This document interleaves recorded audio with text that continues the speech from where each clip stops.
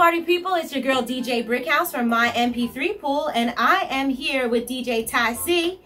What up, Ty? I'm here, we're here. Yes, and we are here to give you guys some more tech talks. I know they were big back last year. We did a couple for you guys, and Ty has been so nice to be able to demonstrate his Denon Prime 4 today. So I know that you guys have been hearing about these all-in-one controllers that have been coming out. I did a blog post about the Prime 4 a while ago, and then now it's just like going head-to-head with the new Pioneer that came out. So Ty is going to show us a little something about the Prime 4 and let you know why it is so valuable and why it is such a game changer, especially with that new firmware update, right, Ty? Absolutely, absolutely. So this is the Prime 4. It's a standalone unit, all-in-one player, meaning you don't need a computer. The computer is kind of built in. You know, Pioneer and other companies are kind of coming to the forefront with this, but I believe Denon was the first to kind of try to sway away from the computer, and they've been doing this with their players for over 10 years. But because because Pioneer is such a big name, people don't really notice, but this capability has been here with Denon 2 generations before this player came out. Okay. So now that they put it in a form factor that's kind of easy to carry around, it's easy to maneuver, it's familiar, it's a familiar layout. Now this is kind of getting the attention that I believe Denon should get. And if enough people see this, I'm sure they'll be sold.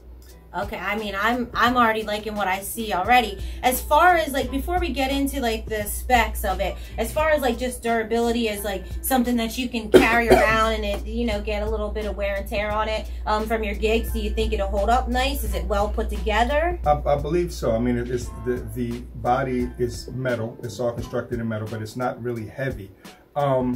As with any piece of equipment that you're using and you're seriously gigging with outside of the house, I always expect you to put it in a case. Of course. Because the case is going to protect it. The case is going to keep it clean. That it'll give you resale value, because when something new comes out, you got to get something new. Exactly. And then the next tech talk with something new. But it's not going to be good if I'm carrying it under my arm and get it scuffed up. So keep it in a case.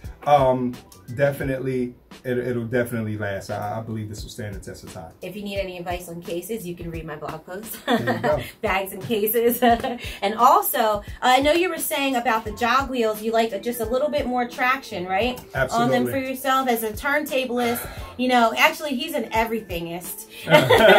Turntable CDJs, but like, you know, that feel of the vinyl, if you're so used to that, sometimes with a controller, the jog wheel can slip right from your hands. I had that problem when I started. I actually did a style flip skin on my SB2 for one of those reasons. And my boy DJ Thomas, whenever he touches it, he's like, oh, this has a nice feel to it. Not like vinyl, but it just gives you a little bit of traction. So what's your trick for that? Well, I think I am going to go the style flip way.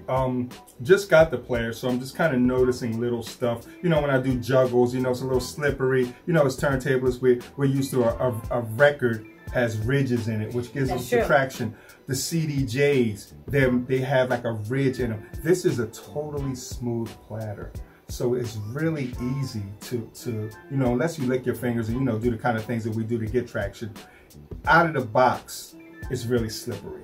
It's kind of small for someone like you. Like for me, it's perfect because I have the small hands, but for you, you have bigger hands. So it's probably going to be a little bit of a challenge just getting used to that small platter. It is. But you know what? I'll tell you this, because we did the blog before on the S4. Oh, yes, you're right. Which is an even smaller platter. And I got used to that. So this being almost twice the size of that platter, I'm already in a place. And actually, this platter size is the standard platter size of most controllers. So unless you're coming from a place of a CDJ where you have a big platter, or you're using one of the Newmark players that has the bigger platter, then you should be fine with this. Cool. Awesome. Well, we're going to take you guys a little bit closer into the Prime 4, so stay tuned.